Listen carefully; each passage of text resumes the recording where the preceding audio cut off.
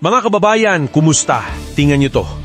Lahat ng yan, kinumpis ka sa clearing operation sa Maynila sa pamumuno ng Hawkers Department, City of Manila. Hindi biro ang halaga.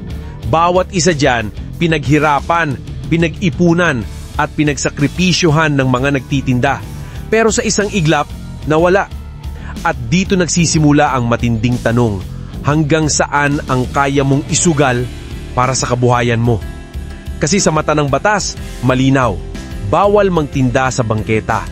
Pero sa mata ng taong naghahanap buhay, ito ang tanging paraan para mabuhay. Ito ang kwento na pag-uusapan natin ngayon. Unahin na natin ang Ronquillo Street. Dito na. Alisin yan. Alisin mo na yung mga gamit mo. Tatampa ko yan. Alisin mo na itong ano mo. Dito. Yung makina mo na to. Philip, dito unahin mo. Lagay mo na yan dyan. Ito, bilis. Asa si Baes? Uy, huwag mo na ano yan. Pakilaman yan. Hindi kaya mo na. Bilisan mo. Wala ka na kukunin? Yeah. Sira-sira ano ba to?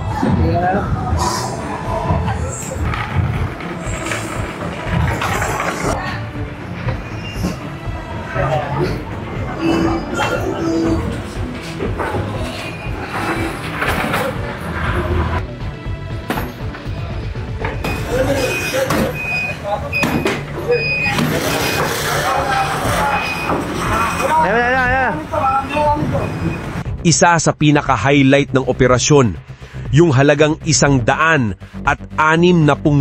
piso na nakuha mula sa nakumpiskang gamit. Pero imbes na basta kunin, ibinalik ito kay tatay para sa kanyang panggamot. Saan ba nakalagay yan? Oh, kasama sa nahuli natin yung pera ni tatay, senior ha. Halagang 160,000 to, pampagamot niya. Susuli natin, pero yung nuli natin dito, hindi naman natin, wala tayong idea bakit may pera sa loob. Pumunta siya dito para kunin to. Daddy, babalitan po namin sa inyo ha. Maraming salamat po, ingat po ha. Daddy ha. Ang laki na pera. Huwag kayo mag-iwan dyan, di. Ito po.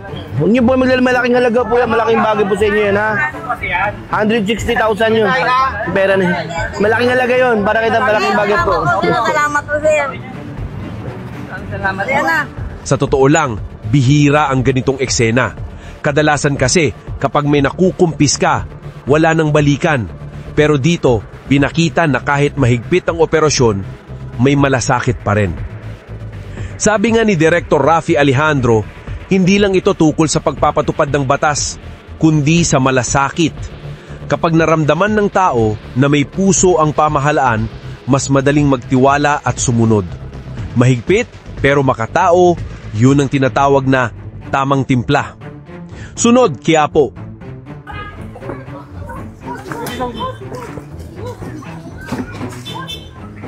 Huli yan. Gina.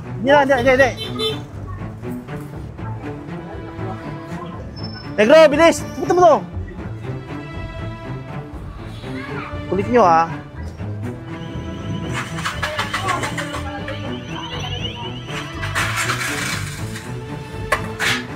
Sabi na huwag nyo iharang. Ulit kayo ha. Yeah. Ano ba to? Oh.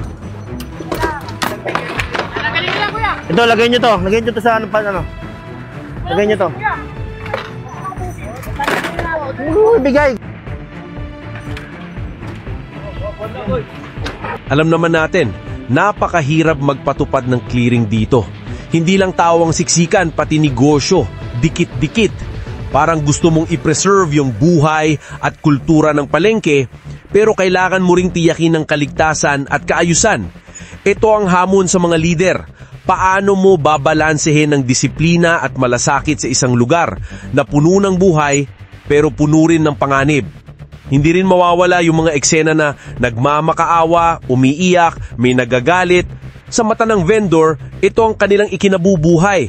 Sa mata ng enforcer, trabaho nilang tiyakin na walang babalik sa bawal na pwesto.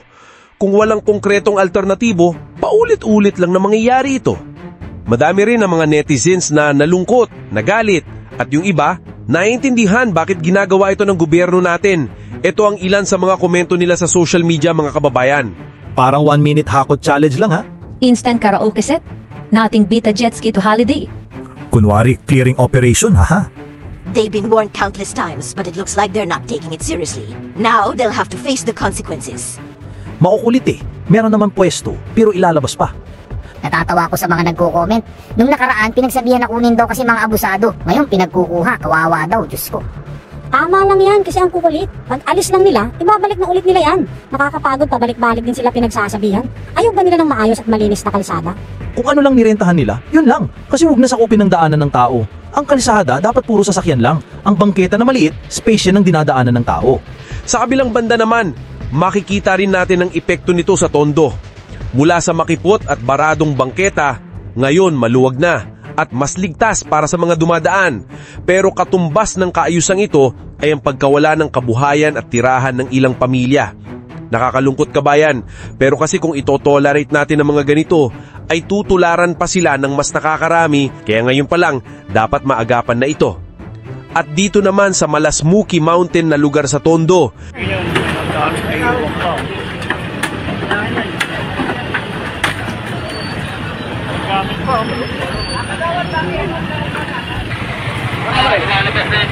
Danan ko muna sa likod, papaklir ko muna sa likod para yung mga dumatawa.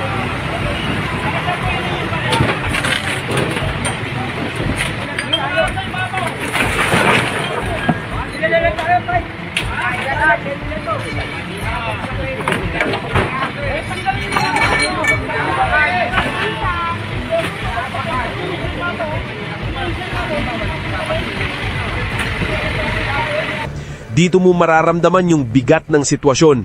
Hindi lang ito usapin ng kalye at batas, kundi usapin ng buhay at pag-asa. Kapag nandito ka, ramdam mo na bawat hakbang ng operasyon ay may katumbas na luha at pangarap. Mga kababayan, malinaw na, seryoso ang Maynila sa pagpapatupad ng batas. Pero habang nililinis natin ang kalsada, sana ay sabay din nating linisin ang proseso ng pagbibigay ng pagkakataon sa mga nawalan ng kabuhayan. At alam naman natin na ginagawa na ito ngayong ni Yorme Isko. Dahil kung ang pagdidisiplina ay may kasamang malasakit, mas matibay at mas totoo ang pagbabago ng mga taong nakatira sa lungsod ng Maynila. Ako nga po pala ang Kuya Jenyo na palaging nagpapaalala sa inyo na dapat alam mo to.